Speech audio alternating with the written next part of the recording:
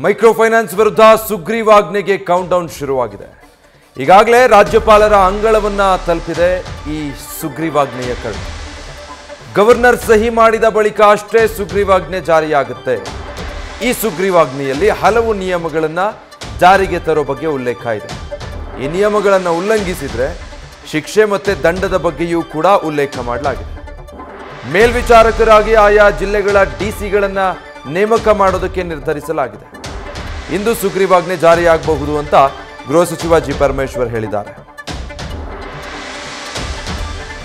ಮಾನ್ಯ ರಾಜ್ಯಪಾಲರು ಅವರು ಬಹುಶಃ ಅವರ ಕಾನೂನು ತಜ್ಞರ ಜೊತೆ ಮಾತಾಡಿಕೊಂಡು ಅವರು ತೀರ್ಮಾನ ಮಾಡಬಹುದು. ಇವತ್ತು ಹಾಕಬಹುದು ಅಂತ ಅನ್ಕೊಂಡಿದ್ದೀವಿ. ಇವತ್ತು ಹಾಕಿದ್ರೆ ಇಮಿಡಿಯೇಟ್ ಆಗಿ it will come into effect.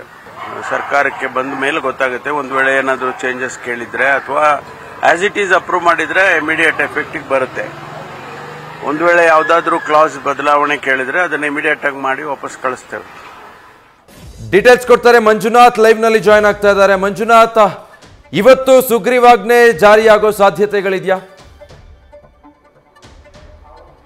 ರಾಜ್ಯದಲ್ಲಿ ಮೈಕ್ರೋ ಫೈನಾನ್ಸ್ ಕಂಪನಿಗಳಿಂದ ಆಗ್ತಿರುವಂತಹ ಹಾವಳಿಯನ್ನು ತಡೆಗಟ್ಟುವ ನಿಟ್ಟಿನಲ್ಲಿ ಈಗಾಗಲೇ ಸರ್ಕಾರ ಒಂದು ಸುಗ್ರೀವಾಜ್ಞೆಯನ್ನು ತರಲಿಕ್ಕೆ ಈಗಾಗಲೇ ತೀರ್ಮಾನವನ್ನು ಡ್ರಾಫ್ಟನ್ನು ಕೂಡ ಕಾನೂನು ಸಚಿವರು ಮತ್ತು ಗೃಹ ಸಚಿವರು ಸೇರಿದಂತೆ ಕಂದಾಯ ಇಲಾಖೆಯ ಅಧಿಕಾರಿಗಳೆಲ್ಲ ಒಂದು ಡ್ರಾಫ್ಟನ್ನು ರೆಡಿ ಮಾಡಿ ಈಗಾಗಲೇ ರಾಜ್ಯಪಾಲರಿಗೆ ಕಳಿಸ್ಕೊಟ್ಟಿದ್ದಾರೆ. ಆ ರಾಜ್ಯಪಾಲರು ಈ ಒಂದು ಬಿಲ್ಗೆ ಒಂದು ಸಿಗ್ನೇಚರ್ ಹಾಕಿದ ನಂತರ ಈ ಒಂದು ಸುಗ್ರೀವಾಜ್ಞೆ ರಾಜ್ಯದಲ್ಲಿ ಜಾರಿ ಆಗುತ್ತೆ. ಈ ಒಂದು ಹಿನ್ನೆಲೆಯಲ್ಲಿ ರಾಜ್ಯಪಾಲರು ಈ ಒಂದು ಬಿಲ್ಗೆ ಸಂಬಂಧಪಟ್ಟಂತೆ ಒಂದಷ್ಟು ಕ್ಲಾರಿಫಿಕೇಶನ್ ಕೇಳ್ಬೋದು ಅಥವಾ ಯಥಾವತ್ತು ಬಿಲ್ಲಲ್ಲಿ ಏನು ಸರ್ಕಾರ ಶಿಫಾರಸು ಮಾಡಿದೆ ಆ ಒಂದು ಅಂಶಗಳನ್ನೇ ಅಂಗೀಕಾರ ಮಾಡುವ ಸಾಧ್ಯತೆಗಳು ಕೂಡ ಇರುವಂಥದ್ದು. ಆದರೆ ಈ ಒಂದು ಬಿಲ್ನಲ್ಲಿ ಸಾಕಷ್ಟು ಕಠಿಣ ನಿಯಮಗಳನ್ನು ರಾಜ್ಯ ಸರ್ಕಾರ ತಂದಿರುವಂಥದ್ದು. ಪ್ರಮುಖವಾಗಿ ಏನು ಮೈಕ್ರೋ ಫೈನಾನ್ಸ್ ಕಂಪನಿಗಳೇನಿದೆ ಆ ಒಂದು ಕಂಪನಿಗಳು ರಾಜ್ಯದಲ್ಲಿ ಬರಬೇಕಾದ್ರೆ ಅವರು ಲೈಸೆನ್ಸನ್ನು ಇಲ್ಲೇ ತೆಗೆದುಕೊಳ್ಬೇಕು, ಜೊತೆಗೆ ಕನ್ನಡದಲ್ಲೇ ವ್ಯವಹಾರವನ್ನು ಮಾಡಬೇಕು, ಜೊತೆಗೆ ಯಾರು ಸಾಲವನ್ನು ತೆಗೆದುಕೊಳ್ತಾರೆ ಆ ಒಂದು ಸಾಲಗಾರರಿಗೆ ಸಂಪೂರ್ಣವಾದಂಥ ಬಡ್ಡಿ ಯಾವ ರೀತಿ ಬಡ್ಡಿಯನ್ನು ಕೊಡ್ತೇವೆ ಮತ್ತು ಬಡ್ಡಿಯ ಒಂದು ದರ ಏನಿದೆ ಅದನ್ನು ಕೂಡ ಮಾಹಿತಿಯನ್ನು ಕೊಡಬೇಕು. ಅದನ್ನು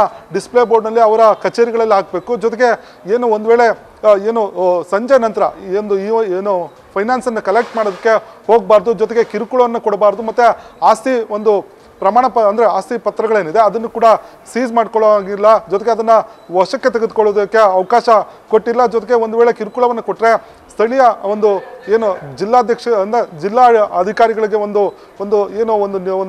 ಅವರಿಗೆ ಒಂದು ದೂರನ್ನು ಕೊಡ್ಬೋದು.